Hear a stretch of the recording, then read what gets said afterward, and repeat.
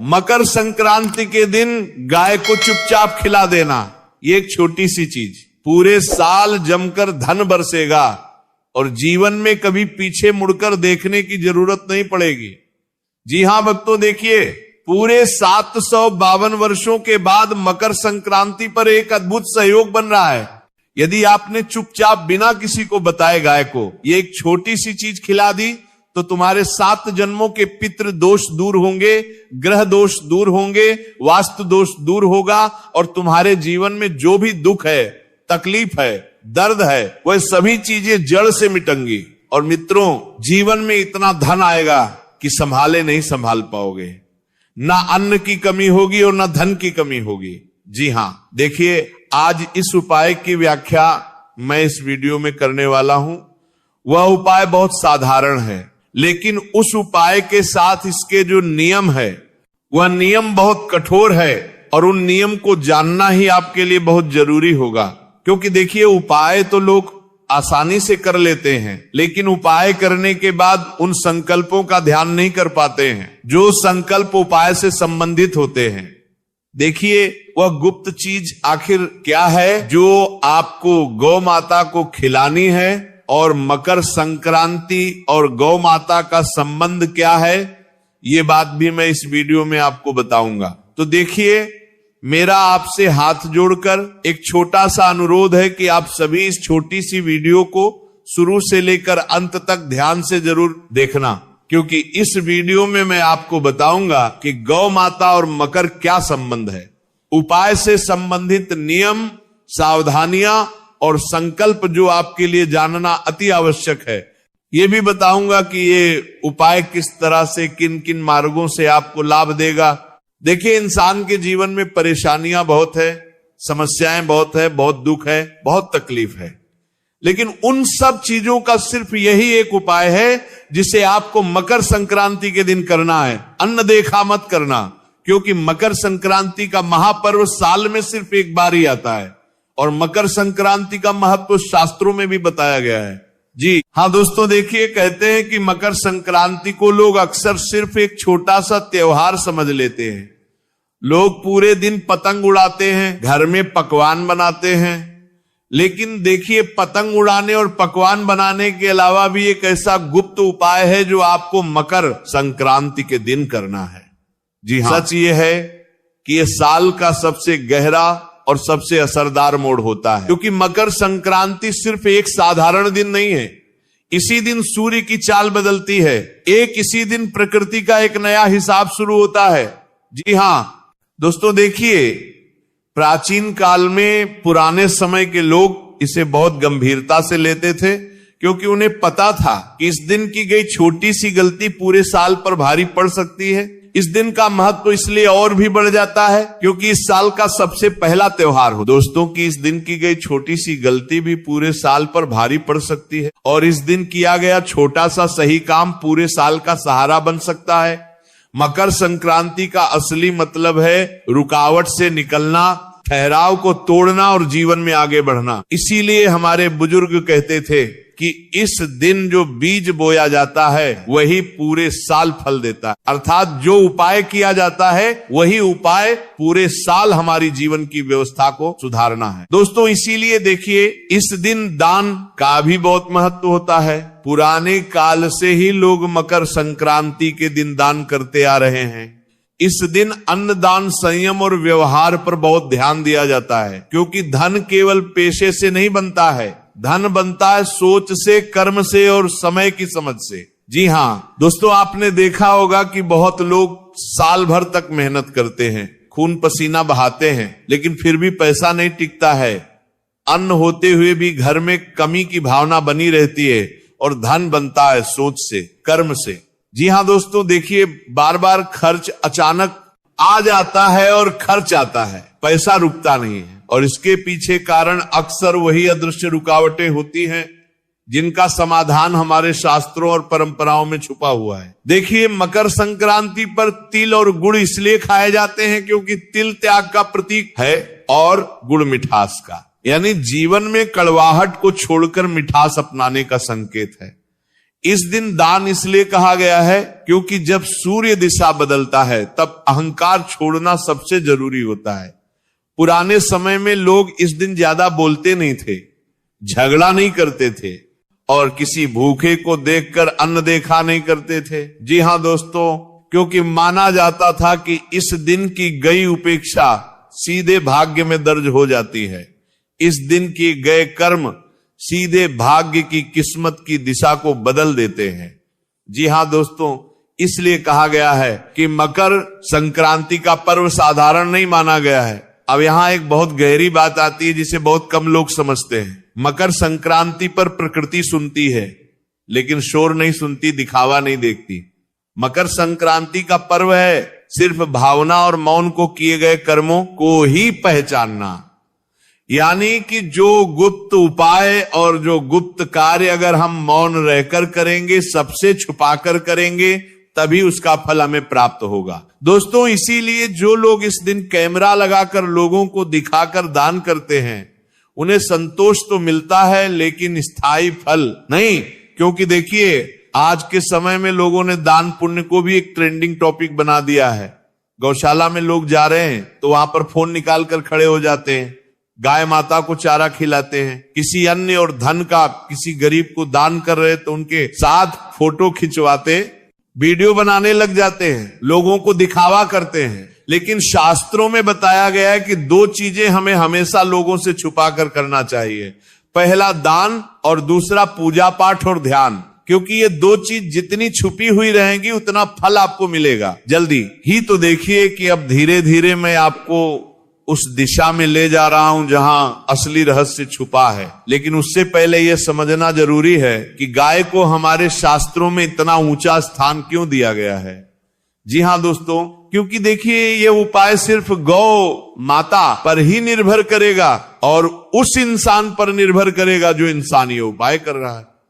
तो आज ये उपाय किस तरह से अपनी दिव्य शक्ति तुम्हें दिखाएगा, ये उपाय किस तरह से तुम्हारे जीवन से अंधकार को मिटाएगा, ये उपाय किस तरह से तुम्हारे जीवन में खुशियों की रोशनी लेकर आएगा। हर एक बात समझ लेना, हर एक बात अच्छे से सुन लेना, क्योंकि अगर तुमने अनसुना किया या तुम कोई बात भूल गए तो ये उपाय अपना नकारात्मक असर भी दिखा सकता है। यानी कि तुम तो सोचोगे कि यार मैंने तो जीवन में अपना अच्छा, अपना भला करने के लिए उपाय किया था, लेकिन मेरे साथ बुरा क्यों हो गया। इसके पीछे का कारण यही होगा कि तुमने एक एक बात को अच्छे से नहीं समझा होगा या एक एक बात को अच्छे से नहीं सुना होगा। देखिए दोस्तों, मैं आपको बताता हूं कि गाय को हमारे शास्त्र में इतना ऊंचा स्थान क्यों दिया गया है कि गाय तो सिर्फ एक प्राणी है, गाय तो सिर्फ एक पशु है तो नहीं। देखिए, गौ माता तुम्हारे पूरे जीवन से संबंध रखती है। गौ माता के अंदर ही तुम्हारे जीवन के ना जाने कितने रहस्य छुपे हुए हैं। जब किसी व्यक्ति की मृत्यु हो जाती है तो हम क्यों उसके नाम का गौ माता को चारा डालते हैं। क्या तुमने कभी सोचा है जब जीवन में दुख आता है, तकलीफ आती है और बीमारी आती है तो हम क्यों गौ माता को याद करके गौ माता को भोजन खिलाते हैं। देखिए, गौ माता कोई साधारण पशु नहीं है। जी हां दोस्तों, गाय को माता इसलिए नहीं कहा गया कि वह सिर्फ दूध देती है, बल्कि इसलिए कि वह बिना मांगे देती है, बिना शिकायत के सहती है और बदले में कुछ नहीं चाहती। तो यही प्रकृति का स्वभाव है। देखिए, जिस घर में गाय का सम्मान होता है वहां केवल धन नहीं बल्कि स्थिरता आती है, और स्थिरता के बीच दोस्तों धन टिकता है। जी हां, लेकिन ध्यान रखिए, क्योंकि यह उपाय इतना गुप्त है कि इस उपाय का उल्लेख किसी भी शास्त्र में नहीं मिलता है। जी हां भक्तों, यह उपाय सिर्फ किया जाता है सच्चे मन से, सच्चे दिल से, पवित्र कर्म से। जी हां दोस्तों, देखिए कि जो उपाय मैं बता रहा हूं वह उपाय हमेशा चुपचाप किया जाता है, और अब तक जो मैं बता रहा था वह भूमिका थी, क्योंकि अगर आप सीधे उपाय पर आ जाते तो उसका असर आधार रह जाता।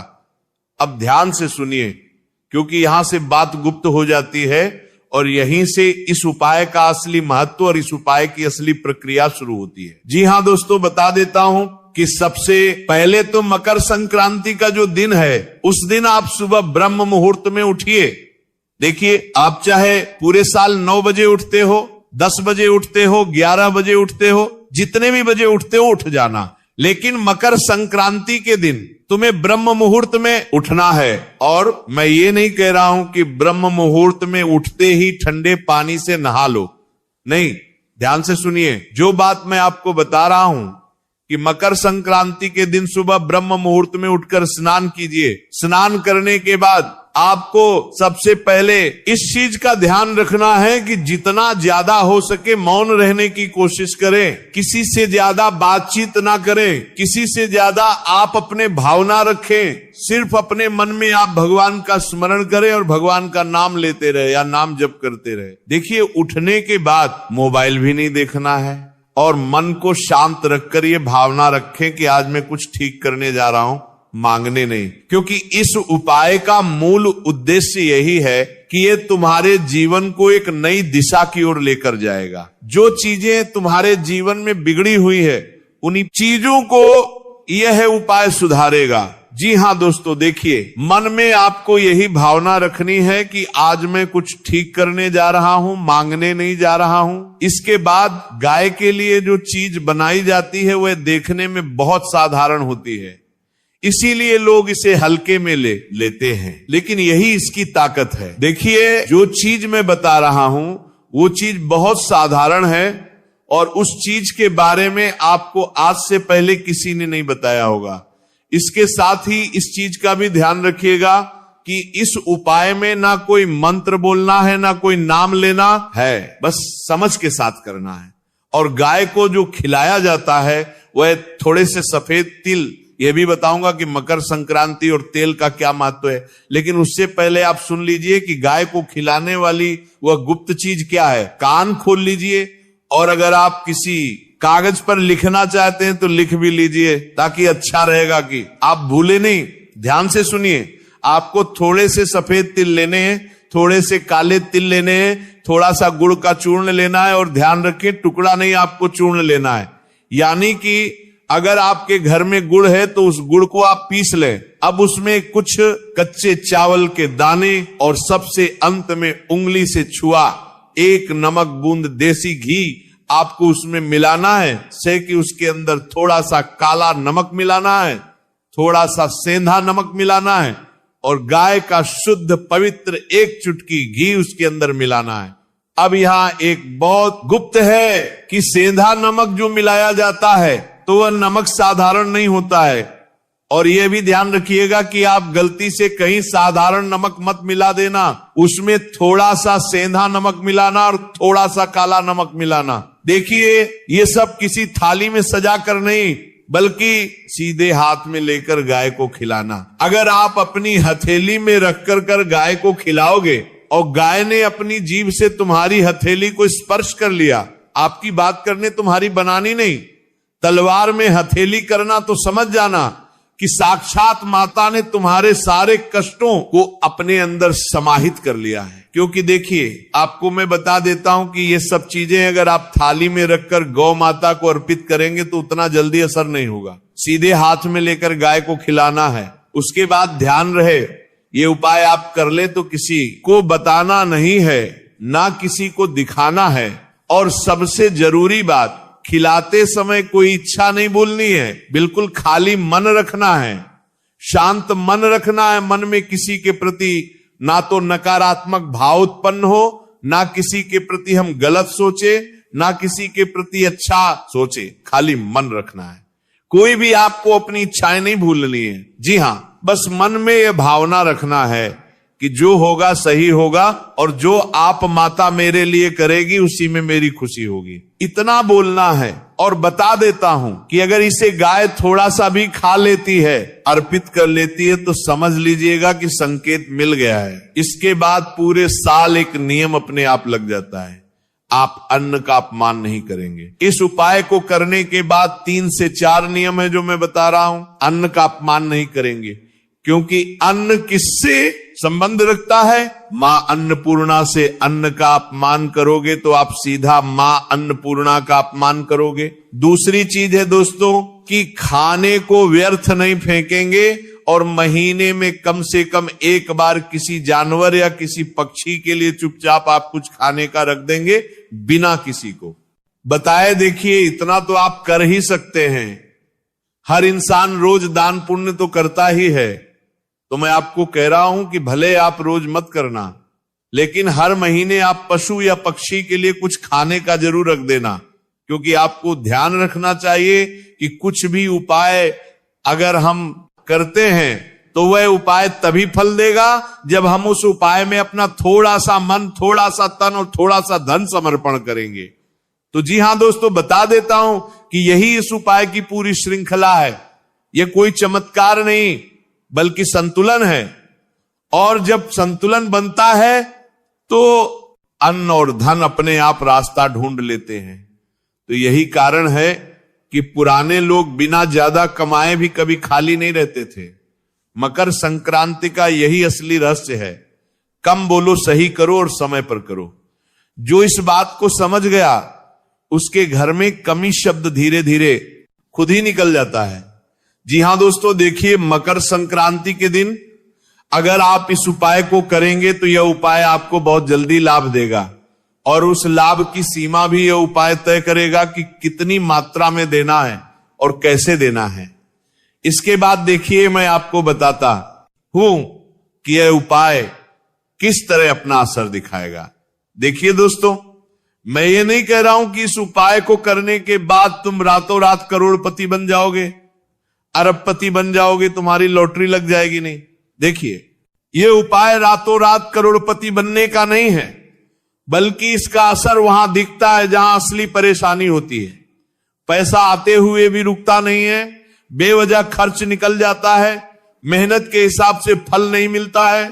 यानी कि जितनी भागदौड़ हम जीवन में करते हैं, जितनी मेहनत करते हैं, जितना पसीना बहाते हैं, उसके अनुसार हमें फल नहीं मिलता है। तो इस उपाय के बाद से सबसे पहले यही महसूस होता है कि पैसे का बहाव सुधारने लगता है, खर्च सोच समझकर होने लगता है, और अचानक होने वाले नुकसान कम होते हैं और धीरे धीरे बचत बनने लगती है। यानी धन आता भी है और धन आपके जीवन में टिकने भी लगता है।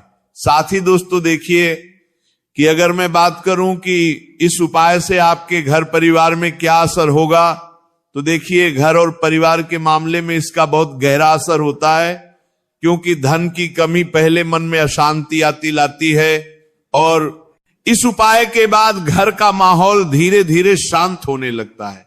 बेवजह के झगड़े कम होते हैं, घर में बैठने का मन करने लगता है, और एक दूसरे की बात सुनने की क्षमता बढ़ती है।